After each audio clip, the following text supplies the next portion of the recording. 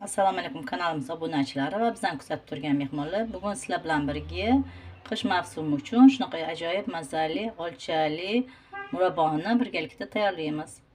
Qani bo'lmasa boshladik. Olchali murabboyimizga bizga kerak bo'ladi 3 kilo olcha. Bu yerda menda shpanka olcha yuvib tozalab olganman. 3 kilo olchaga birinchi bo'lib 3 kilo shakarni solib, ustidan yaxshilab bostirib qo'yamiz. Umuman qo'llamaymiz. Agar kechqurun qo'ysak, ertalabgacha turadi. Hozir birinchi shakarni suv sepib qo'yamiz va xolnikka qo'yib qo'yamiz. Mana 3 kilo olchaga 3 kilo shakarni bostirib qo'ydik. Qo'llamaymiz shundayligicha. Mana kechqurunga hozir 11, ertasiga ertalabgacha turadi. Qopqog'ini yopib xolnikka qo'yib qo'yamiz.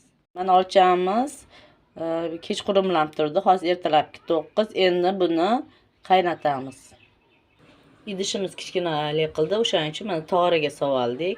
Tog'oraga solishdan oldin tog'oraniga birinchi 250 ml suv solib, keyin ustiga olchani soldik. Tegolmasligi uchun. Bu olchalar danaga olinmagan, o'shaning uchun suv ozgina qo'shamiz. Agarda sizlar bitta idishda qaynatayotgan bo'lsangiz, ustidan 250 ml suv qo'yasizlar. Agar danaga olinganda unga umuman suv aralashtirilmasdi, o'zini suvi yaxshi chiqardi. Bu danaga olmagan uchun suv kamroq bo'ladi. O'shaning uchun suv qo'shamiz. Mana olchaning suvlari chiqishni boshladi.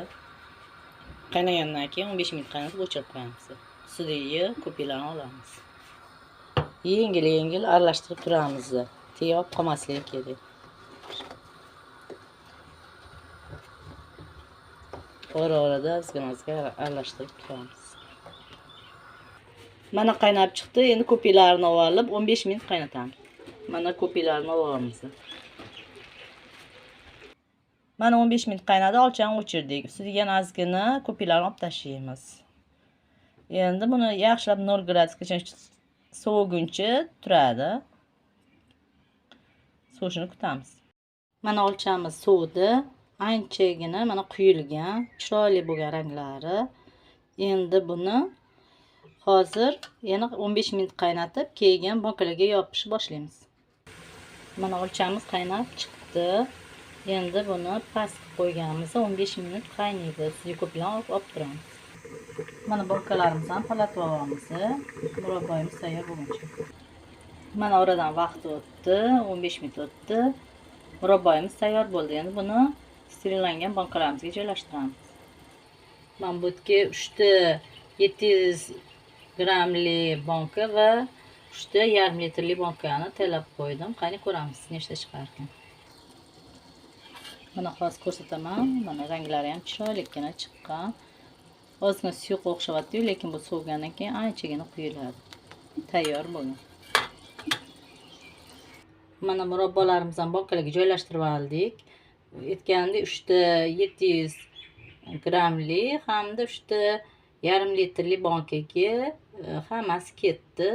Shuginagina ortdi, yarim piyolagina ortdi. Mana ichlari shunaqa, ranglari shunaqa chiroyli bo'lib chiqqan murabboyimizni. Hozir bankada ko'p bo'lgani uchun to'q ko'rinyapti, lekin aslida mana shunaqa ranglar chiroyli bo'lgan murabboni. Juda ham zo'r bo'lgan. Endi bularni olib teskasiga o'girib, ustini o'rab qo'yamiz.